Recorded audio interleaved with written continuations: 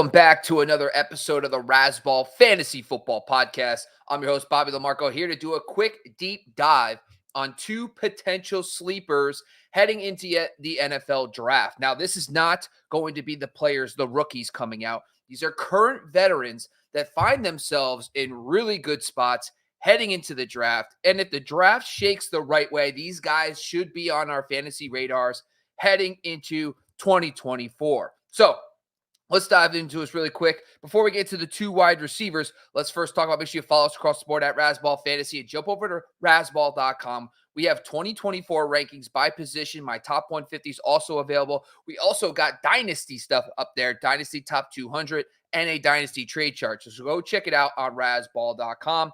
But let's dive into why we should be talking about guys who are currently sitting in great spots before the draft, because that'll get us ahead of the curve if players don't fall in certain spots during Thursday and Friday's draft next week.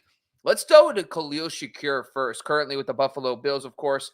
We know the situation in Buffalo has been interesting. Stephon Diggs has been traded. Gabe Davis is gone as well. They are vacating 317 targets. So this is a huge opportunity for Khalil Shakir. The Bills only have two picks in the first three rounds, so 28 and 60. Of course, they can make a trade, but that's notable because if they do not go get a stud receiver in round one, or even if they use a pick in round two, there's a huge opportunity for the veterans like Khalil Shakir and Curtis Samuel to actually produce in this season. So we all know Dalton Kincaid will probably be the main guy to benefit from the Diggs departure. He seems to be the logical guy to leave the team in targets next season. But that being said, Josh Allen has proven he can support multiple fantasy assets even before Stephon Diggs. Back in 2019, he had John Brown and Cole Beasley in the top 36. And that season, he only threw for 3,000 yards and 20 touchdowns. Since then, he's thrown for over 4,300 yards and 30 touchdowns on average.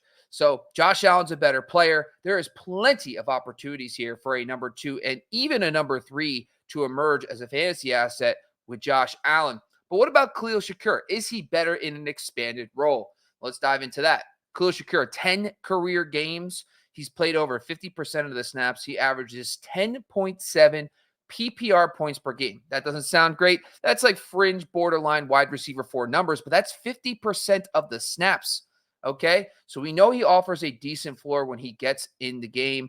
And then last season in bigger games in the playoffs without Gabe Davis, he averaged 5 receptions and found the end zone in both games. So there's something there with Josh Allen.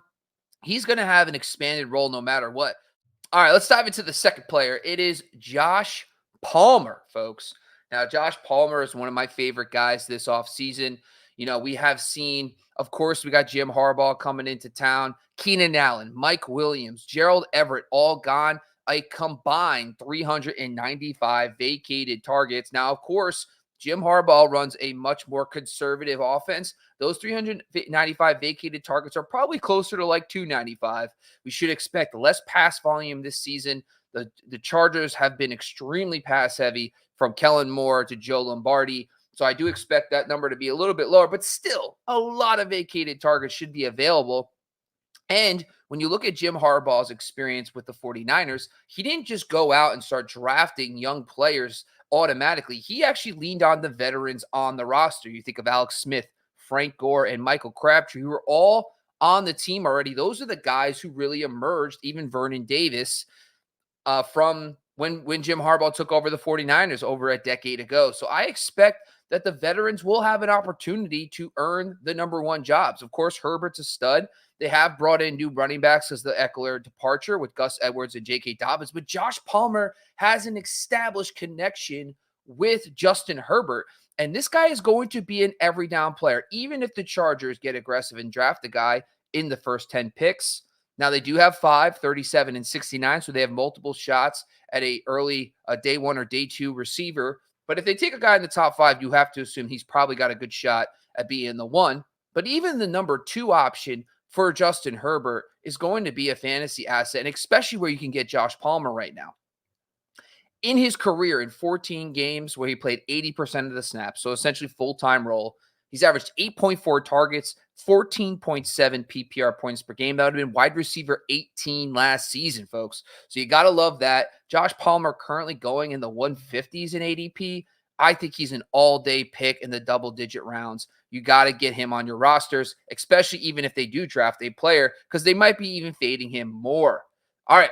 Want to just do one more. This is a honorable mention shout out to Matthew Styles. He wanted to talk about his must-have early wide receiver that he loves is Drake London. And I will give you this one stat nugget before we close the show.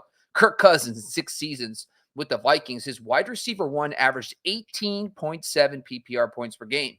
New OC, Zach Robinson, on the flip side, since 2019, when he joined the Rams, the wide receiver one on that Rams team averaged 19.6. So both the coach and the quarterback have really, had dominant number ones. You got to love that for Drake London's outlook, but he's coming at a premium, currently going 30th overall. But that's all we got today, folks. These are the 2 sleepers. And then, hey, an honorable mention stud for 2024. Leave a comment. Let me know your thoughts. What are some veteran wide receivers that have a lot to gain if their team avoids drafting the position next week?